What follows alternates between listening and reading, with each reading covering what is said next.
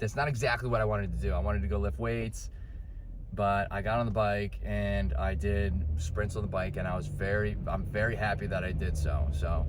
Transmission received. Authorization granted. Welcome to the video.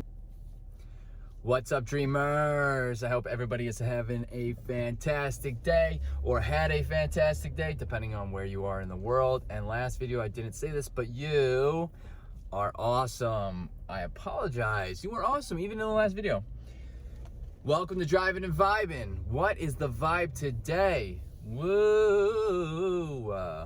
Last video, if you haven't checked it out, I was talking about traveling and keeping up with health and wellness, but basically that was a nutrition while traveling. So this time I want to do everything else, trying to keep up with keeping up with health in traveling while traveling in regards to working out, maybe cold rinses, and getting good sleep and everything else. So all right. If you didn't watch that last video, you can go ahead and get some nutrition tips while traveling. And now I'm going to get into kind of like what else you can do. So I just drove across the country with my brother, my sister, and her friend, and we drove 2 cars from California to Maryland. Fun. And that was a lot of traveling, right? So we stopped. We drove lots of miles, 3,000 miles. We stopped every night so we can rest, and then we went back right into driving. So traveling while driving with family, traveling on a plane, going to new places, keeping up with your health and wellness routine it's a little more difficult, of course, because you're out of your comfort space and kind of like original or kind of planned routine, but it doesn't make it impossible, right? So we stayed at hotels each night, and every single time that we stayed in a hotel, there was a gym. Okay, I'm in a strength training and hypertrophy phase. I don't know why I wasn't able to get hypertrophy phase out right just there, but hypertrophy is muscle growth, for lack of better terms, for easier consumption here. So I'm looking to build some muscle, right, while keeping a little bit of endurance, because I still want to be able to Spartan race. And each one had a gym. Now the gyms are not in hotels. The gyms, of course, are not what I'm used to, right? So they're not the gyms that I go to. They don't have every single piece of equipment and this and that. Hotel gyms generally have a bench, some cables, a little bit of cables. They almost always have dumbbells. Dumbbells are very universal. So no matter what, I try to make sure that I get to the gym even at hotels.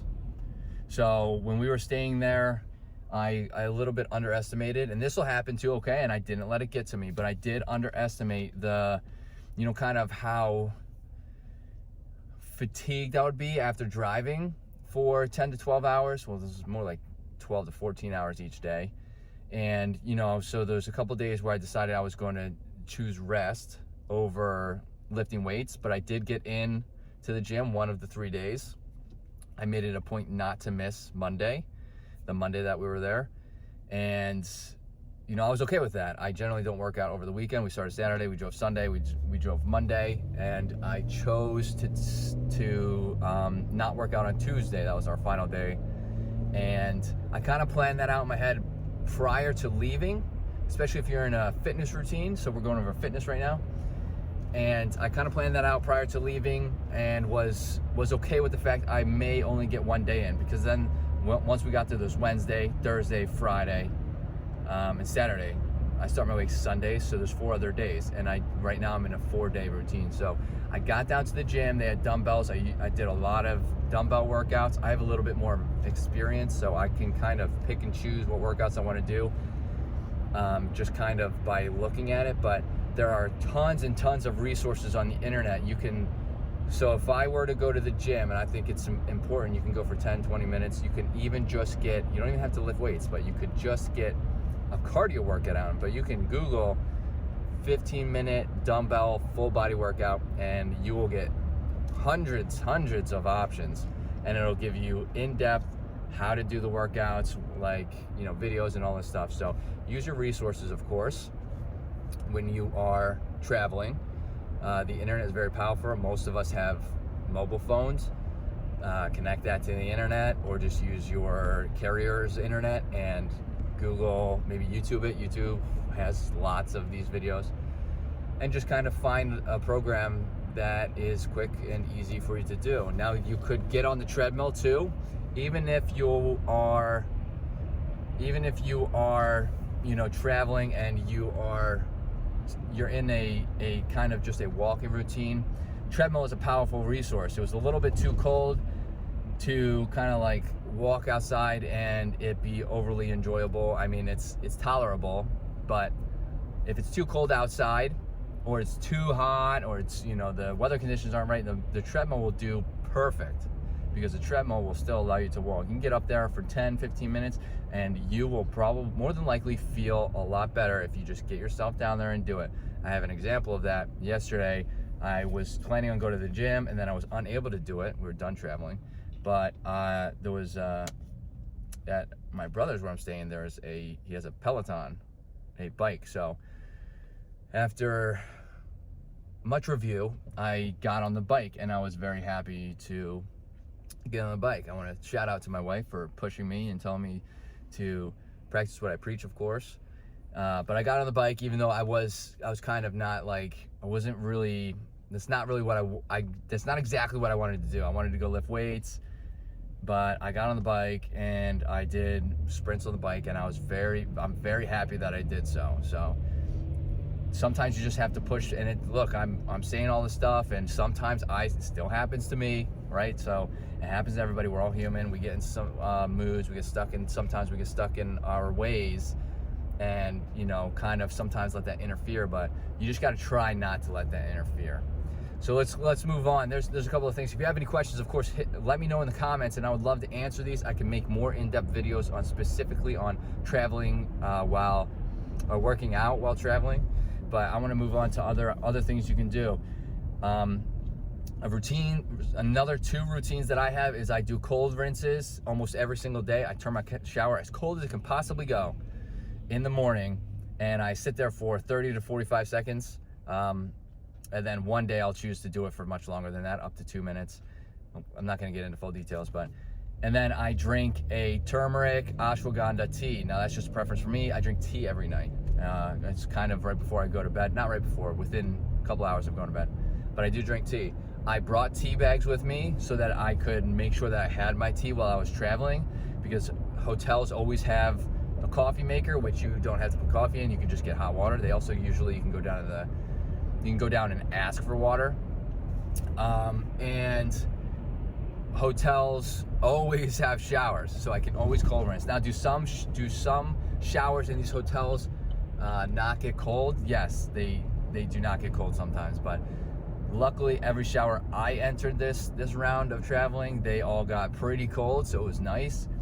Some of them colder than my actual shower at home gets. So I made sure that I wasn't able to really do it every morning because we got up and we left so quick. I made sure that at night when I took my shower, that's when I usually shower anyway, when I took my shower, I made sure that I did my cold rinse at night. So even though I changed the time, or even though the time was changing, I still was able to get my cold rinse out in for the day.